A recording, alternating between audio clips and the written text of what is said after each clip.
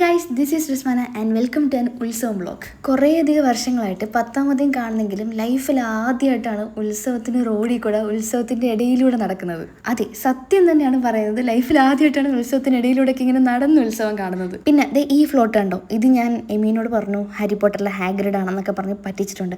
And ഈ by the way ഈ വർഷത്തെ 10ാമതയും എനിക്ക് ഭയങ്കര ഇഷ്ടപ്പെട്ടു. കുറേ ഡിഫറെൻറ്റ് സംഭവങ്ങളുണ്ടായിരുന്നു. ആക്ച്വലി കഴിഞ്ഞ വർഷം ഇങ്ങനെ ആയിരുന്നു എന്ന് എനിക്കറിയത്തില്ല, കാരണം ഒരു ബാക്ക് 2 to 3 years ഞാൻ 10ാമതയും കാണുന്നില്ല. And guys, you know what, ഒട്ടും എക്സൈറ്റ്മെന്റ് ഇല്ലാത്ത ഒരാളായിരുന്നു ഈ ഏമി. ഞാൻ ആക്ച്വലി ഈ ഫ്ലോട്ടൊക്കെ കാണുമ്പോൾ എടാ ഏമി നോക്കടാ, എന്തോ കിടില സംഭവം, എന്തോ താന്നൊക്കെ വരുന്നതെന്ന് പറയുമ്പം സീറോ ഇൻട്രസ്റ്റ്, സീറോ എക്സൈറ്റ്മെൻറ്റിലുള്ള ഒരാളായിരുന്നു ഇവൻ. ഒരു 10-15 മിനിറ്റ് കഴിഞ്ഞപ്പോഴത്തേക്ക് വാ നമുക്ക് വീട്ടിൽ പോകാം എന്നുള്ളൊരു മൈൻഡിലായിരുന്നു എമി. പിന്നെ ആ ഫുൾ ഉത്സവം കണ്ടത്. പക്ഷേ അവനേക്കാളൊക്കെ കൂടുതൽ എക്സൈറ്റ്മെൻറ്റ് എനിക്കും ഷിൻഡുവിനും ഞങ്ങൾക്ക് എല്ലാവർക്കും ആയിരുന്നു. അവർക്കിതിലൊന്നും വലിയ എക്സൈറ്റ്മെൻറ്റ് വരാൻ ചാൻസ് ഇല്ല, കാരണം ഇതിലും അടിപൊളി സംഭവങ്ങളാണ് അവരിപ്പം എന്താ പറയുക യൂട്യൂബിലും അല്ലാണ്ടും ഒക്കെ കണ്ടുകൊണ്ടിരിക്കുന്നത്.